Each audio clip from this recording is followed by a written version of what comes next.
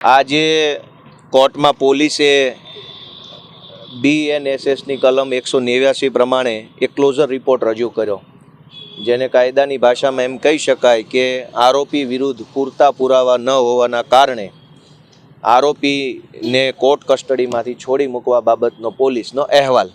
એટલે પોલીસે આજે લેખિતમાં કોર્ટને જાણ કરી કે આ પાયલબેન ગોટી જે છે એમની આ ગુના સંદર્ભે કોઈ ભૂમિકા નથી. એમની જે કાંઈ પણ FIRમાં કે ધરપકડ કરવામાં આવી છે એ બાબતની સ્પષ્ટતા પોલીસે કરી અને પોલીસે ક્લોઝર રિપોર્ટ આપ્યો, જેના ઉપર આજે સુનાવણી થવાની હતી કોર્ટમાં.